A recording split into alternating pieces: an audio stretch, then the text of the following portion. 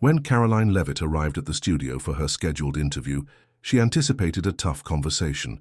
She knew the Morning Current thrived on sharp debate, and she knew its host, Paul Danning, had built his career on pushing his guests to the edge. What she didn't expect, however, was to witness a career implode in real time. It didn't happen in a private conversation off-air, where words could be reconsidered. It didn't happen in a pre-recorded segment, where a team of producers could carefully edit out the most damning moments. No, it happened live, unfiltered, and in front of millions of viewers. Karoline had been invited onto the show as a rising conservative voice. Young, articulate, and unshaken in her convictions, she had gained a reputation for holding her ground, even when faced with the most aggressive of opponents. Paul Danning, a veteran journalist known for his unrelenting style, had interviewed hundreds of politicians, commentators, and activists. His goal was never just to question, he aimed to dominate. And today, his target was Karoline. From the very first moments, the tone of the debate was clear. Paul wasted no time pressing Karoline on her stance regarding media bias, arguing that conservative outlets were the real spreaders of misinformation, while mainstream networks like his were simply acting as gatekeepers of truth. Karoline met his arguments with a steady confidence. She cited multiple cases of the media distorting narratives, omitting critical details, and selectively reporting to fit a specific agenda. The tension was high, but for the first few minutes, it was still just another contentious debate. Then something changed. Paul leaned in slightly, his eyes narrowing. His tone, which had started as sharp but measured, turned into something different, something more personal. "People like you," he said, his voice low but firm, "are the reason this country is regressing. You pretend conservatives are being silenced, but in reality, you're the ones controlling the conversation." The air in the studio went still. Karoline didn't move, but there was a shift in her expression, a flicker of something, calculation perhaps, or quiet defiance. She had dealt with combative interviewers before, but this was different. She let a beat of silence settle before speaking. "Excuse me," Paul exhaled sharply, as if already annoyed by her response. But instead of walking back his words, he pressed forward. "You push this idea that free speech is under attack, but what you really want is control. Your people—" He stopped himself, but the damage was done. The moment those words left his mouth, the energy in the studio shifted. Crew members exchanged uncertain glances. The producers in the control room sat up a little straighter, suddenly more alert. Even the audience watching at home could feel it. A line had been crossed, and there was no going back. Karoline, however, remained composed. She didn't flinch, didn't interrupt, didn't raise her voice. She didn't have to. She simply asked, "Would you like to clarify what you mean by your people?" For the first time, Paul hesitated. Just a second. But a second was all it took. The cameras were still rolling. The internet was watching. Paul had built his career on controlling the flow of conversation, steering it where he wanted. But in that moment, he had lost control. His jaw tightened. "I meant conservatives," he said quickly. Too quickly. "People like you who promote grievance instead of progress." Karoline tilted her head slightly. "So just to be clear," she said, her voice deliberate, "when you said, 'your people,' you weren't referring to anything beyond political ideology." Paul's lips pressed into a thin line. He was experienced enough to recognize a trap when he saw one. If he pushed back, he risked confirming what people were already starting to think. If he admitted his mistake, he'd appear weak. So he tried to shift the narrative. "Oh, come on, Karoline," he said, forcing a dry chuckle. "Don't play the victim. This is exactly the problem. This constant bad faith outrage. You know exactly what I meant, but instead of engaging with the actual argument, you'd rather twist my words to make yourself the story." Karoline didn't react immediately. She simply studied him, letting the weight of the moment settle over them both. "I don't need to twist anything, Paul," she finally said. "Your words speak for themselves." A flicker of something crossed his face, frustration, maybe even a twinge of regret, but he was too deep now. He couldn't backpedal, not without looking weak. So he made a mistake. "You know what?" he exhaled sharply. "Maybe if conservatives spent less time playing the victim and more time actually contributing something to society, we wouldn't be having this conversation." The silence that followed was deafening, not just in the studio but in the homes of thousands, soon to be millions watching. Even Paul seemed to realize the instant the words left his mouth that he had stepped over the edge. His lips parted, as if about to soften the blow, but it was too late. Karoline let the words settle before speaking. Are you saying conservatives don't contribute to society, Paul? Paul rolled his shoulders back. I'm saying this constant whining about being cancelled is exhausting. Karoline nodded slowly. She didn't argue. She didn't need to, because the internet was already doing it for her. And within minutes, this moment, this one live, unfiltered moment, would explode across the world. The moment the interview ended, the internet took over. Clips of Paul Danning's words, maybe if conservatives spent less time playing the victim and more time actually contributing something to society, began circulating at lightning speed.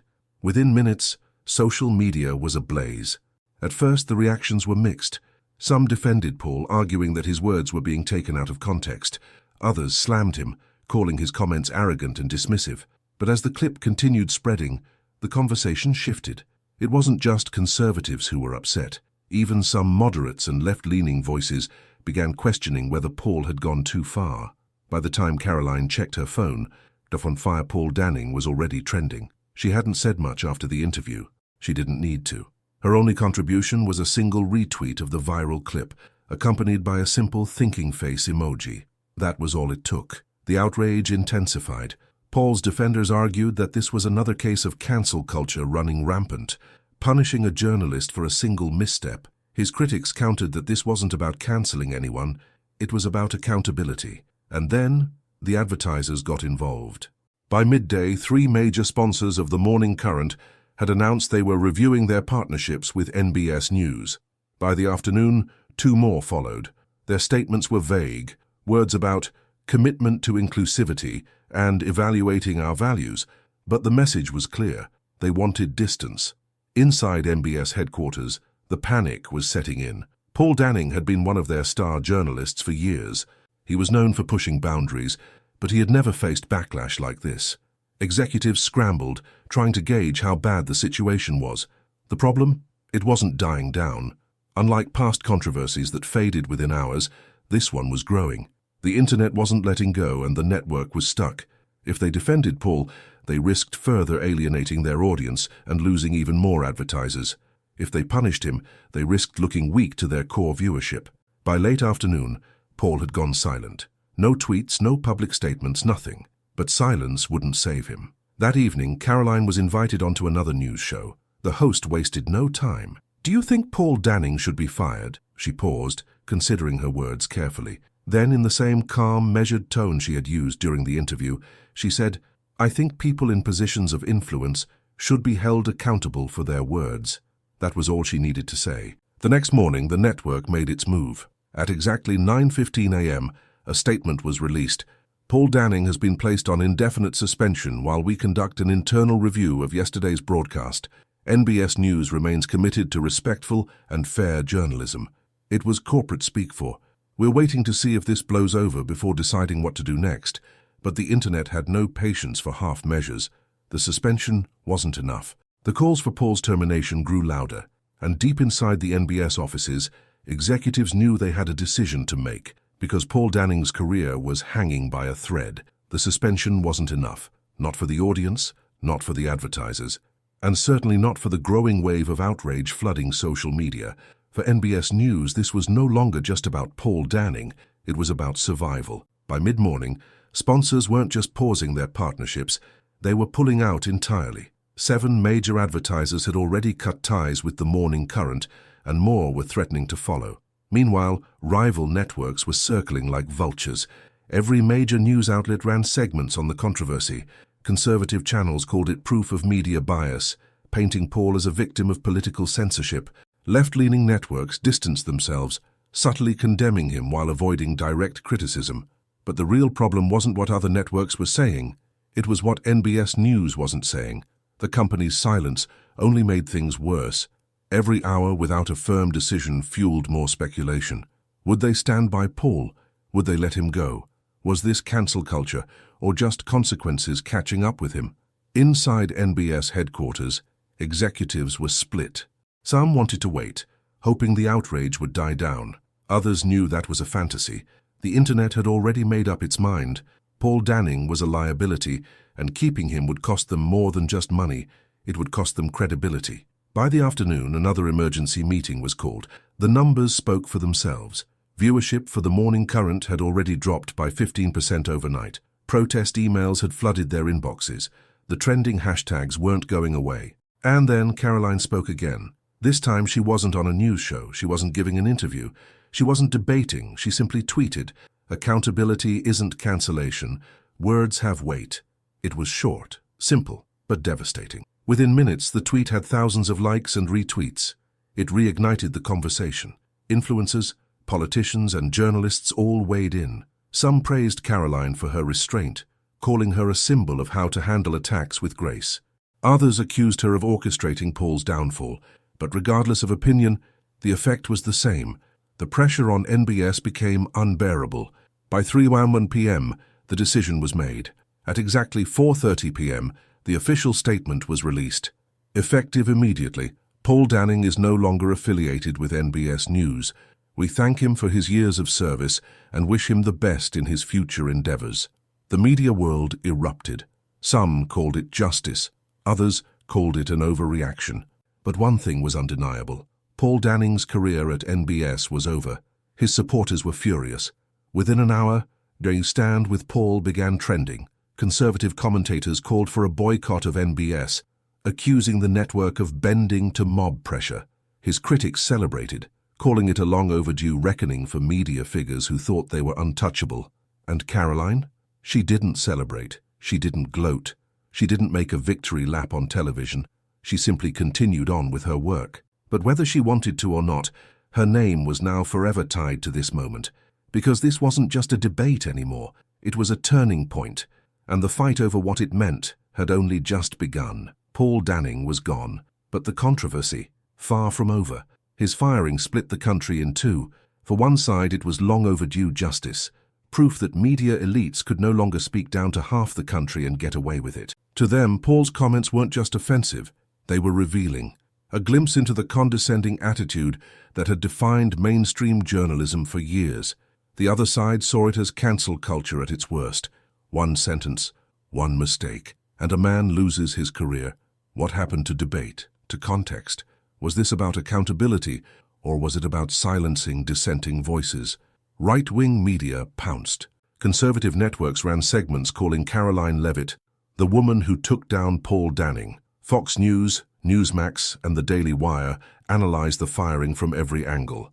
Meanwhile, liberal commentators were uneasy. Even those who disagreed with Paul recognized the implications, because if a veteran journalist could be fired overnight, who was next? And then, Paul broke his silence. Late one evening, he posted a video on social media.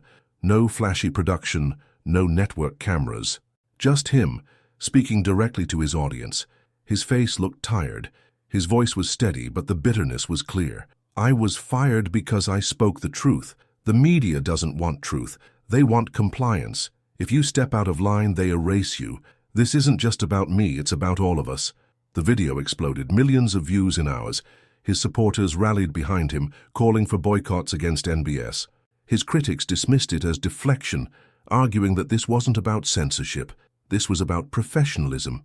And Karoline? She stayed silent. No interviews, no comments, no social media fights. She didn't need to say anything.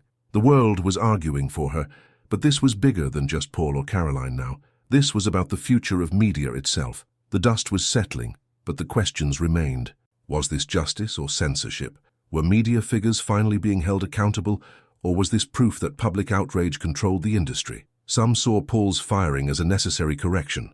Words have weight, and journalists must be responsible for them. Others feared the precedent. Are we punishing mistakes, or are we erasing people for having the wrong opinions? The debate stretched beyond one moment, one show, one network. It became about power, about who controls the narrative, about what freedom of speech really means in the modern world. And Paul, he was out, but not done. Within a month, he launched his own independent show on YouTube, branding himself as a truth-teller silenced by the establishment. His audience? Larger than ever. Karoline? She moved on. But this moment would follow her forever. She hadn't just debated a TV host. She had changed the game. So what do you think? Was this accountability or cancel culture going too far? Let us know in the comments, and don't forget to subscribe for more stories that make you think.